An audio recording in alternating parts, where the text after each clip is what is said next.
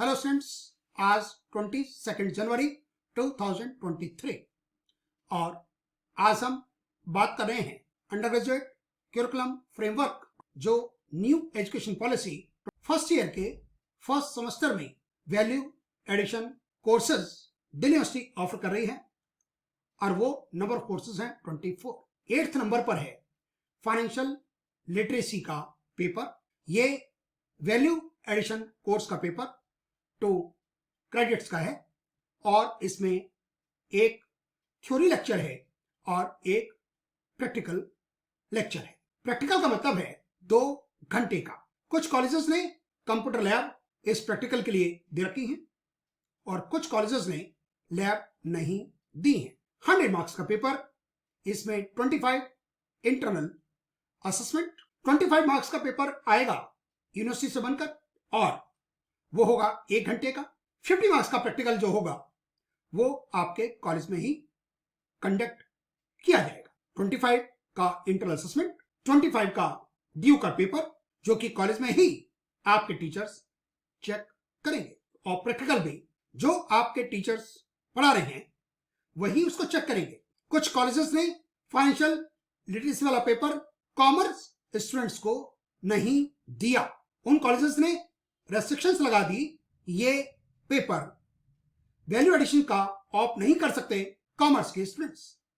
लेकिन यूनिवर्सिटी ने जो पास किया हुआ है उसमें किसी भी स्ट्रीम का बच्चा, किसी कोर्स का स्टूडेंट्स इस वैल्यू एडिशन कोर्स का फाइनेंशियल लिटरेसी का पेपर ऑप्ट कर सकता है। जैसा कि आपको मालूम है 2 नवंबर से क्लासेस शुरू हो गई और ये एकेडमिक कैलेंडर चलेगा फर्स्ट सेमेस्टर के लिए क्लासेस का अप टू 16 फरवरी। उसके बाद प्रैक्टिकल एग्जाम्स शुरू हो जाएंगे और ये एग्जाम फिर आपका इसके बाद ही होगा। पेपर के अंदर 4 यूनिट हैं और एक यूनिट है लास्ट वाला यूनिट 4 पर्सनल टैक्स का।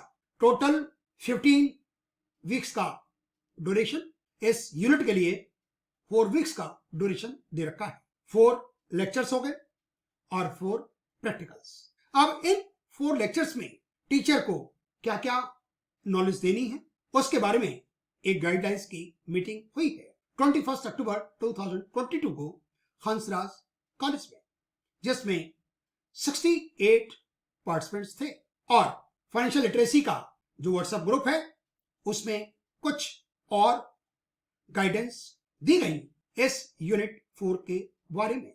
मैं डॉक्टर एस वी राठौर जो कि रिटायर हुआ दिसंबर 2019 में श्यामलाल कॉलेज से, मैं इस यूनिट 4 पर्सनल टैक्स के बारे में कुछ वीडियो लेक्चर्स रिकॉर्ड करूंगा जो आपको इस यूनिट को समझने में आसानी। मेरी वेबसाइट है www.taxclasses.in और मेरा YouTube चैनल है टैक्स डॉक्टर।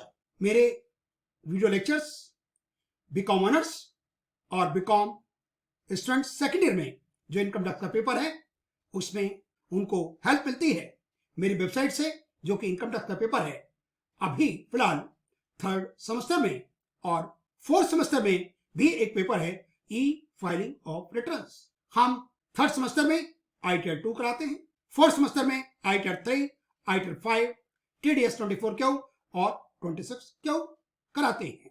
हम इस फाइनेंशियल लिटरेसी के पर्सनल टैक्स वाले यूनिट में हम कराएंगे आपको ITR 1 और क्योंकि इसमें नॉन कॉमर्स के स्टूडेंट्स हैं, हिंदी ऑनर्स के स्टूडेंट्स हैं, इंग्लिश ऑनर्स के स्टूडेंट्स हैं, इकोनॉमिक्स के हैं, मैथमेटिक्स के हैं, पॉलिटिकल साइंस के हैं, हिस्ट्री के हैं, ऐसे स्टूडेंट्स जिन्होंने +2 में कॉमर्स नहीं पढ़ी, उनको हम सरल भाषा में, सिंपल लैंग्वेज में हम कोशिश करेंगे कि आपको यूनिट ये 4 समझ में आ सके। इसके हम क्या क्या कंटेंट्स हम इसमें इंक्लूड करेंगे, हम बताएंगे कि पैन नंबर क्या होता है, इनकम टैक्स रिटर्न जब सबमिट की जाती है तो उसमें पीरियड कौन सा है, किस ईयर की इनकम होती है, असेसमेंट ईयर क्या होता है, प्रीवियस ईयर क्या होता है, क्योंकि जब आप ITR 1 का फॉर्म देखेंगे तो उसमें ये सब चीजें आपको देखने को मिलेगी। हमारे पास 5 हेड्स ऑफ इनकम होती हैं। हम इनकम लेते हैं 1 अप्रैल 2021 से लेकर 31 मार्च 22 तक के लेंगे, जिसका प्रीवियस ईयर 2021-22 असेसमेंट ईयर उसके बाद शुरू होता है और वो होगा 2022-23। जो भी इनकम होती है वो 5 हेड्स के अंदर आ जाती है। सैलरी होती है जहां पर एम्प्लॉयर एम्प्लॉय रिलेशनशिप होगा। हाउस प्रॉपर्टी होती है, आपका मकान है, आपने किराए पर दे दिया, उससे आपको इनकम आ रही है। बिजनेस प्रोफेशंस होता है, चाहे वो शॉपकीपर हो, ट्रेडर हो, होलसेलर हो, प्रोफेशनल्स हो, उसको हम इनकम फ्रॉम बिजनेस प्रोफेशंस बोलते हैं। कैपिटल गेन, आपने कोई लैंड बिल्डिंग खरीदी, उसको बेच दिया, आपने शेयर्स खरीदे, बेच दिया, गोल्ड खरीदा, वो बेच दिया, उसको हम कैपिटल गेन के टॉपिक्स में कवर करते हैं। जो इनकम कहीं कंसिडर नहीं होती, जो इनकम किसी हेड में नहीं आई, सैलरी में, प्रॉपर्टी में, बिजनेस प्रोफेशंस में, कैपिटल गेन में, वो एक रेजिडरी हेड होता है। Income from other sources, saving bank का इंटरेस्ट है, फिक्स डिपॉजिट का इंटरेस्ट है, सीनियर सिटीजन सेविंग स्कीम का इंटरेस्ट है, आपको डिविडेंड मिल गया, आपके पास शेयर्स हैं, आपकी लॉटरी निकल आई, बिग बॉस से इनकम हो गई।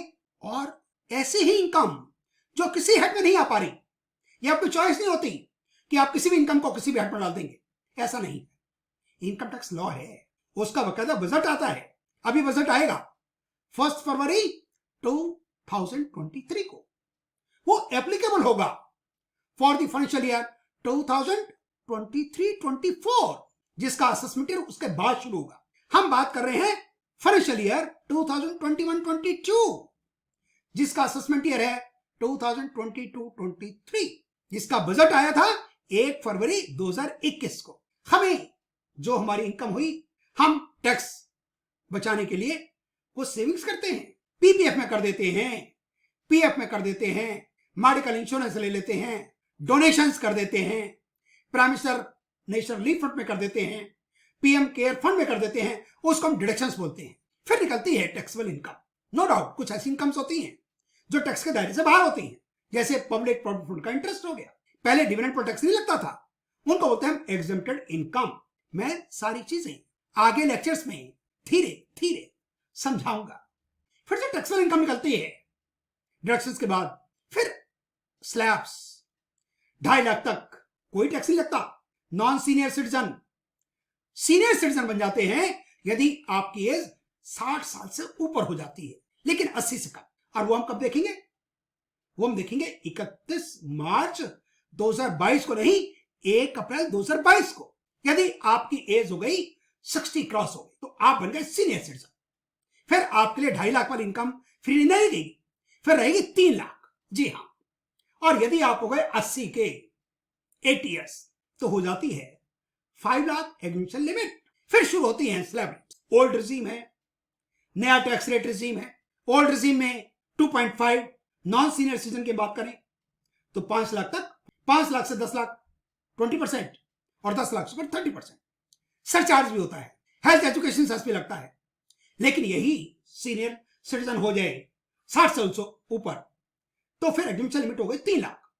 3 लाख से 5 लाख 5%, 5 लाख से 10 लाख 20 और 10 से ऊपर सबके लिए 30।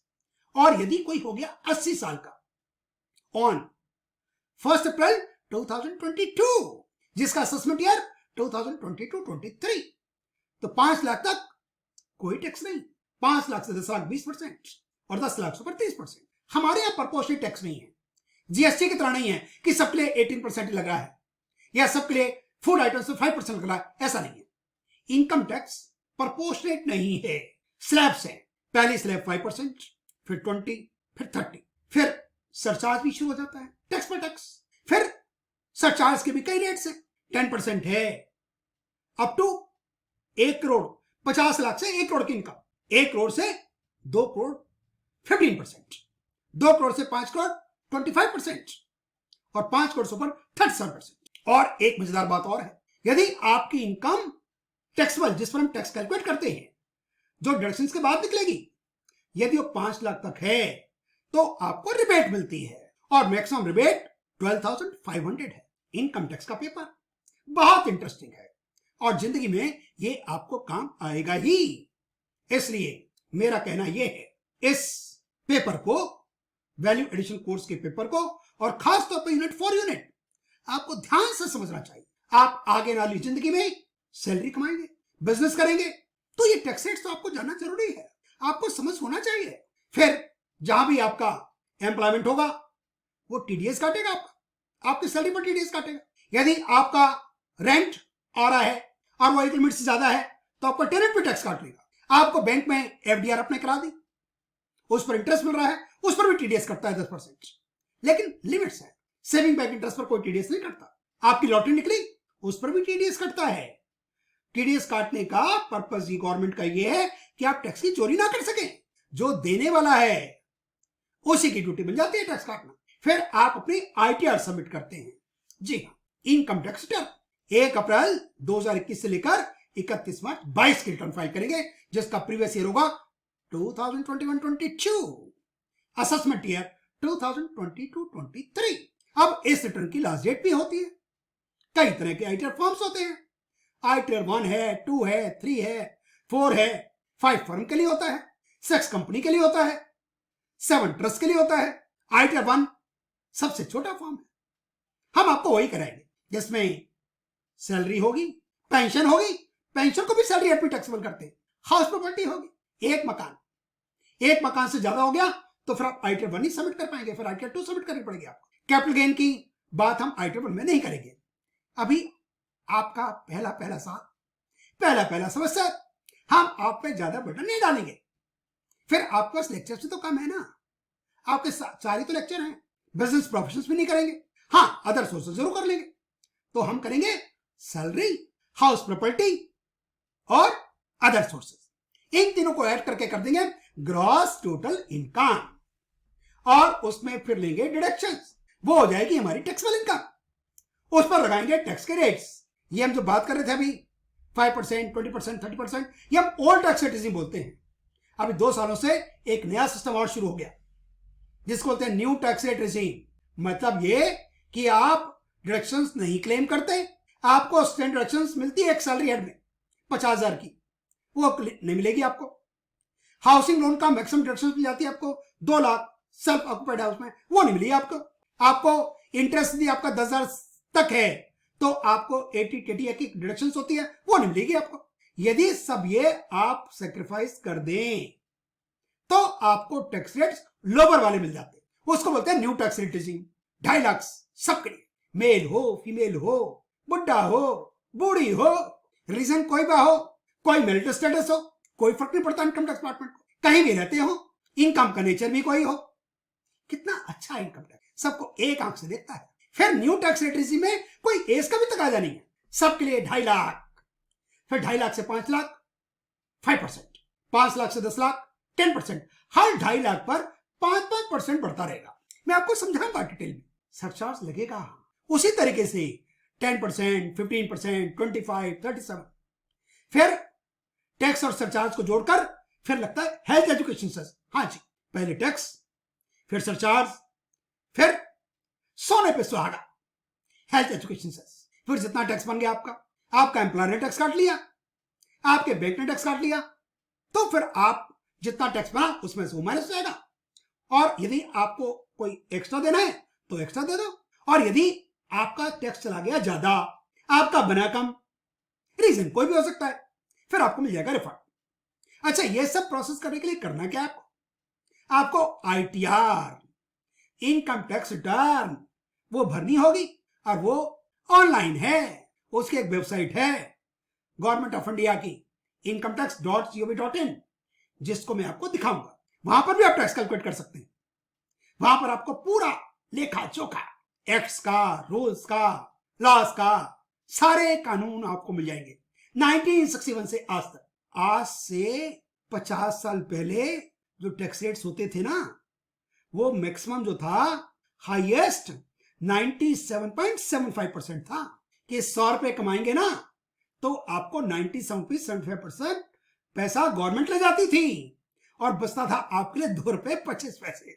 लेकिन अब ऐसा नहीं, अब मैक्सिमम जो है 30% की स्लैब, फिर सरचार्ज भी 37% है मैक्सिमम, हेल्थ एजुकेशन 4% है, तो ये 43% के आसपास बनता है। लेकिन ज्यादा है, अभी भी कम होने की गुंजाइश है। जितना टैक्स रेट्स कम होगा ना, उतना टैक्स का कंप्लायंस ज्यादा होगा। अब गवर्नमेंट के हाथ बड़े लंबे हो गए, सारा काम ऑनलाइन हो गया, फिर हमें आईटीआर फाइल करनी है। और मैंने जैसा बताया आपको, उसमें कई तरह के फॉर्म्स हैं। इंडिविजुअल्स के लिए, क्योंकि हमारे यहाँ कोर्स में इंडिविजुअल्स ही हैं, तो आईटीआर 1 है, 2 है, 3 है, 4 है। यदि मेरी इनकम सैलरी से या पेंशन से, हाउस प्रॉपर्टी 1, बैंक का इंटरेस्ट आ गया, एफडीआर का इंटरेस्ट आ गया, फैमिली पेंशन आ गई, तो हो जाएगा आईटीआर 1। लेकिन मेरे पास 2 प्रॉपर्टी हो गई, तो फिर मैं आईटीआर 1 नहीं फाइल कर सकता। यदि मेरी इनकम 50 लाख से ज्यादा हो गई, तो आईटीआर 1 सबमिट नहीं कर पाऊंगा मैं। यदि मैंने कोई गोल्ड बेच दिया, कोई मकान बेच दिया, तो आईटीआर 1 सबमिट नहीं कर पाऊंगा। कोई बिजनेस की इनकम आ गई, तो आईटीआर 1 सबमिट नहीं कर पाऊंगा। फिर करने होंगे दूसरे। आईटीआर 2 में बिजनेस प्रोफेशन नहीं आता, उसमें कैपिटल गेन्स तो आ जाता है। आईटीआर 3 में बिजनेस प्रोफेशन आ जाएगा। इसलिए से आईटीआर 4 में कुछ और कंडीशंस लग जाती कि उसमें भी इनकम 50 लाख से ऊपर नहीं होनी चाहिए। फिर यदि आपको आईटीआर फाइल करनी है, तो परमानेंट अकाउंट नंबर तो चाहिए आपको। अच्छा, उस परमानेंट अकाउंट नंबर में आपको first name, middle name, surname लिखना होगा।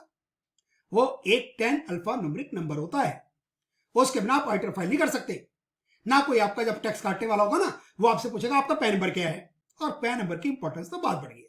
अब तो पैन को आधार के साथ भी गवर्नमेंट ने लिंक कर दिया, और नहीं करोगे तो फिर आपका पैन जो है 1 अप्रैल 2023 से हो जाएगा इनइफेक्टिव।